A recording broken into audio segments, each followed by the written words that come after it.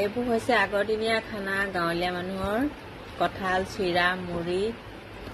গাখীৰ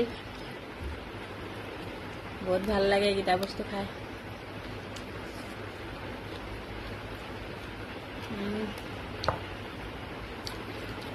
আগৰ মানুহেতো এইবিলাকে খাইছিলে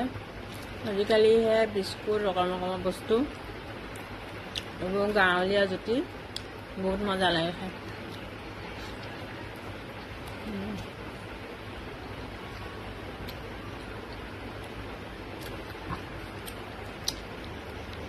ভজা চিৰাৰ লগত মুড়ি আৰু গাখীৰ কঁঠাল ইয়াতকৈ আৰু কিবা ভাল হ'ব পাৰে নি